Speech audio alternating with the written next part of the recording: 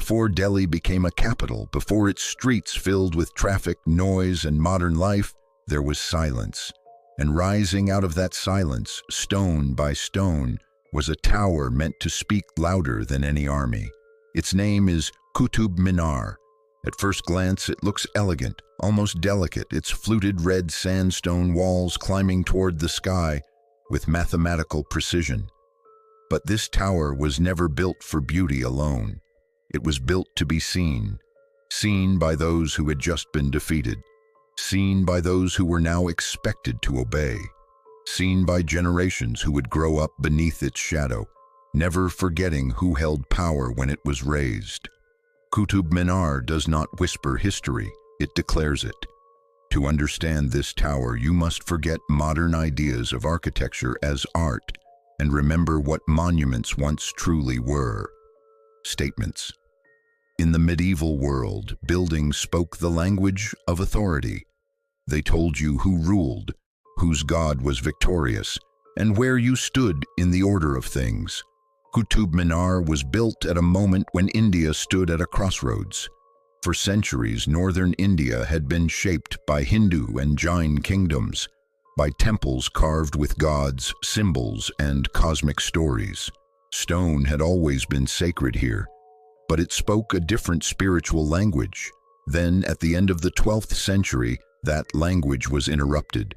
Armies from Central Asia pushed south.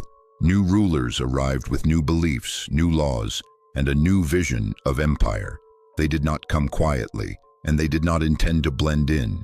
Among them was a former slave who rose through war and loyalty to become ruler of Delhi. His name was Qutb al-Din Aibak. He did not inherit legitimacy through blood. He earned it through conquest. And conquest always demands symbols, not temporary ones, but permanent ones.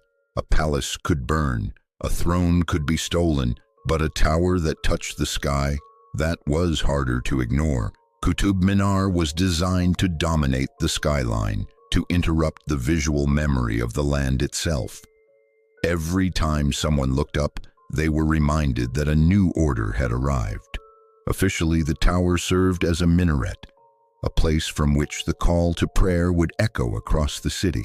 But this explanation alone is too small, because no ordinary minaret needed to be this tall. No functional structure needed to be this overwhelming.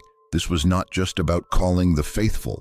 This was about announcing victory, about transforming faith into architecture and architecture into authority. And there is something deeply unsettling about how it was done. Much of the stone used around the Qutub complex came from earlier temples that had been dismantled. You can still see it today: lotus carvings, sacred pillars, patterns that once belonged to another belief system, now standing beneath Islamic inscriptions. This is not coincidence. It is history layered, not erased. Qutub Minar does not stand alone. It stands on top of what came before it. And that is what makes it so powerful. It is not just a symbol of creation, it is a symbol of replacement. Yet even here, the story is not simple. The tower was never completed by a single ruler. Earthquakes damaged it, lightning struck it, generations rebuilt and modified it. Each ruler added a layer, each restoration changed its meaning. What began as a victory monument slowly transformed into something larger, a symbol of continuity. Empires changed, dynasties fell, but the tower remained. And today, as tourists stand beneath it taking photographs, few realize that they are standing inside a message written more than 800 years ago. A message that says, power does not ask permission, it announces itself. So before we explore how Qutub Minar was built, before we analyze its architecture, inscriptions, and controversies, we must ask a deeper question, not about stone, but about humanity. Why do conquerors always build upward? Why does power reach for the sky? And why do towers, more than armies, outlast the empires that raised them? Stay with me, because Qutub Minar is not just a tower. It is a warning carved in stone. Before Qutub Minar rose into the sky, India was not a blank land waiting to be claimed. It was ancient, layered, and deeply rooted in its own vision of the universe. For thousands of years, the Indian subcontinent had been shaped by kingdoms, dynasties, and beliefs that saw the world not as something to conquer, but something to understand. Power here was not always announced through height. It was expressed through temples, through stone carved into stories of gods, cycles, and cosmic order. Cities were not dominated by towers that pierced the sky, but by sanctuaries that drew the soul inward. Hindu and Jain temples rose outward in all directions, their architecture expanding horizontally, inviting worshippers to walk, to circle, to reflect. These structures were not meant to dominate nature, they were meant to harmonize with it. Religion was woven into daily life, into festivals, rituals, and the rhythm of seasons. Even kings ruled under divine frameworks older than themselves. But politically, India was not unified.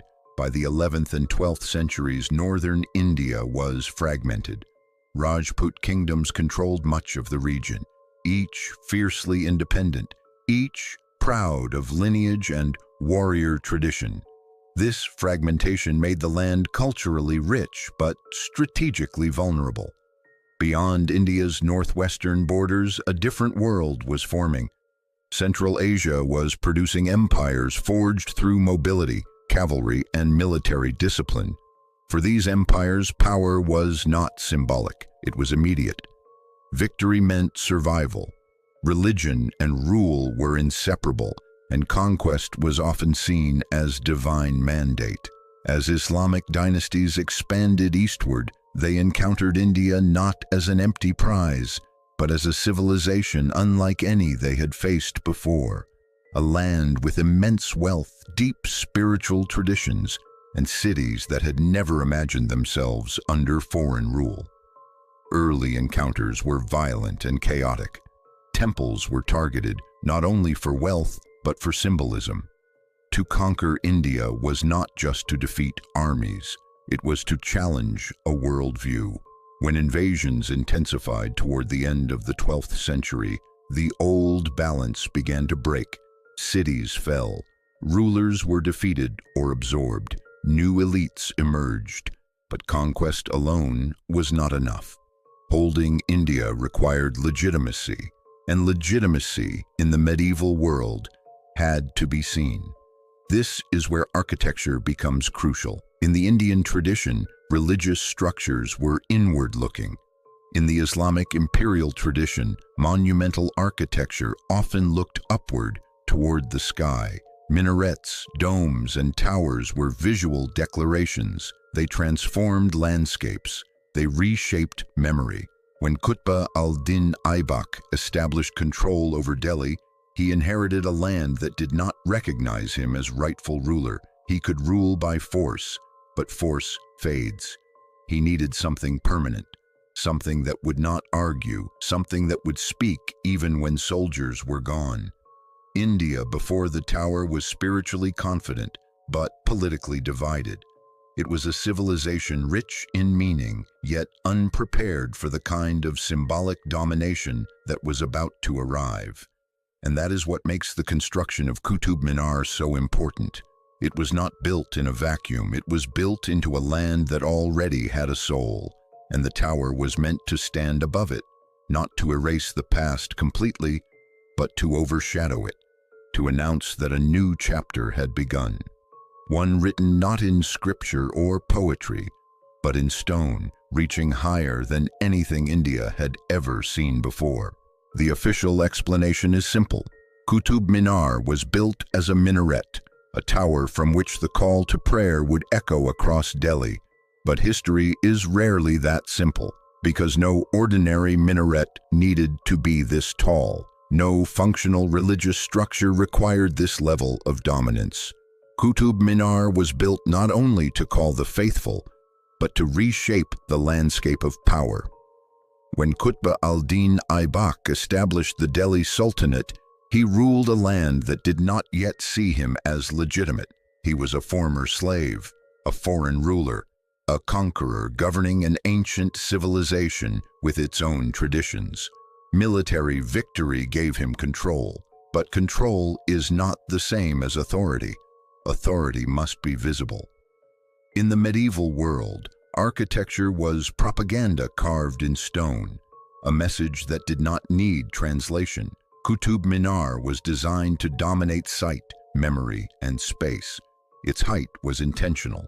Its location was strategic. Its visibility was unavoidable. Every glance toward the sky reinforced the same idea. A new order rules here. The tower also served as a victory monument. It marked the defeat of earlier Hindu and Jain kingdoms and the establishment of Islamic political authority in Delhi. This is why the Qutub complex was built beside the Quwwat-ul-Islam Mosque, the might of Islam. The message was clear: faith and power had arrived together. And then there is the most controversial layer: the stones. Much of the material used in the surrounding structures was taken from dismantled temples. This was not just convenience, it was symbolism.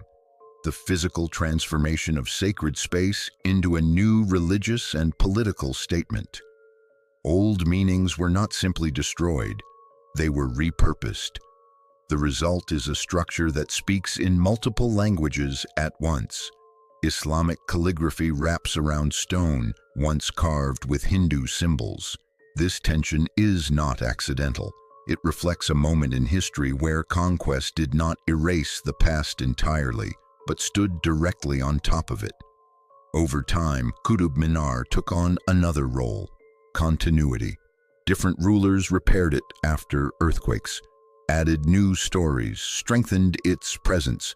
Each generation understood its value, not as a building, but as a statement. The tower did not need to speak, it stood, and standing was enough. Qutub Minar was built to do what armies cannot do forever: to remind, to dominate memory, to turn conquest into permanence. It was not built to reach God. It was built to be seen by humanity. Architecture has never been neutral. Long before laws were written, before flags and borders existed, power was communicated through stone. And nowhere is this more visible than in Qutub Minar. This tower was not designed simply to stand. It was designed to dominate perception. In medieval societies, most people could not read. Symbols mattered more than words, and architecture was the most powerful symbol of all. Height meant authority. Scale meant permanence. Visibility meant control. Qutub Minar was built to overwhelm the human body.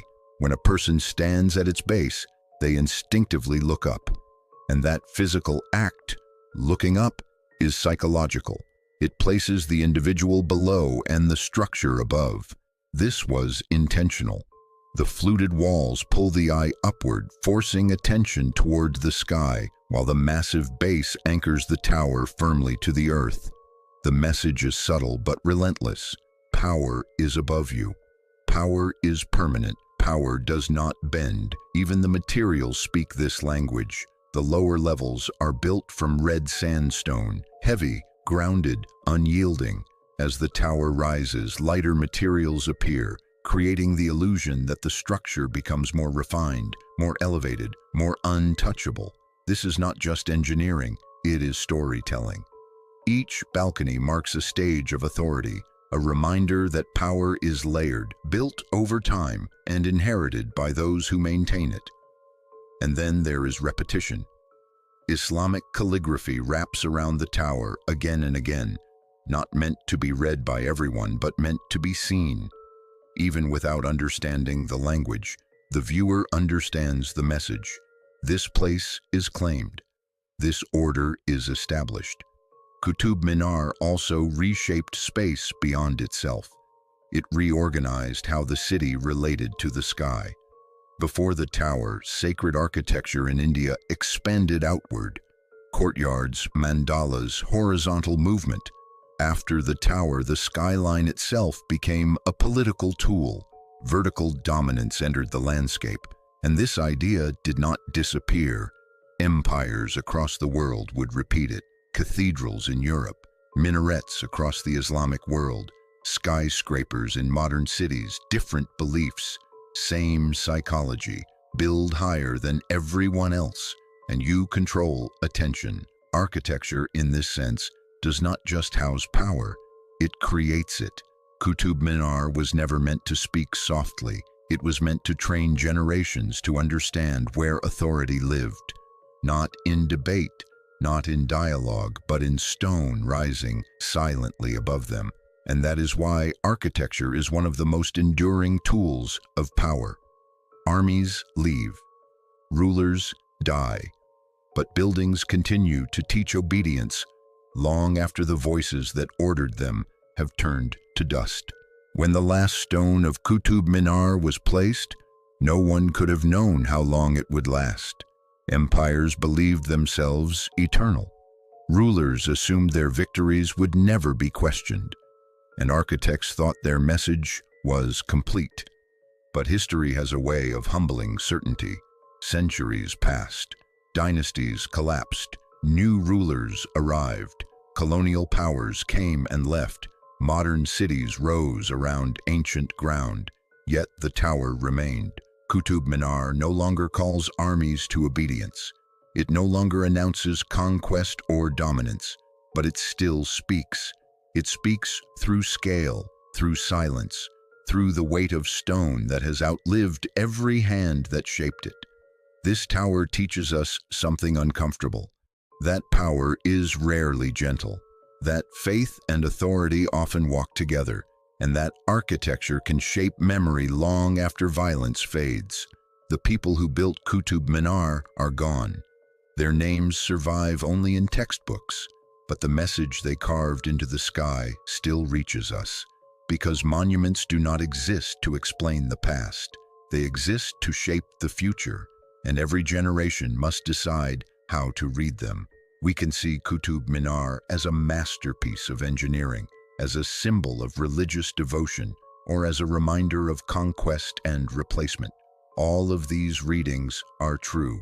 History is not a single story. It is layered, just like this tower. Stone on stone, meaning on meaning. And perhaps that is the most important lesson of all, that civilizations are not erased, they are overwritten, and the traces never fully disappear. As we walk beneath ancient structures like Qutub Minar, we are not just tourists, we are witnesses. Witnesses to how humans have always tried to touch the sky, to make power visible, to leave something behind that says, "We were here." But history answers back quietly, "You were here, and then you were gone." Only the stone remained, and now it watches us. So the next time you look up at a tower, any tower, ask yourself, what message was this meant to send? And who was it meant for? Because understanding history is not about choosing sides. It is about learning how power thinks. And once you see that clearly, you start seeing it everywhere. If stories like this make you stop and think, if history feels deeper than dates and names, then you're already part of this journey.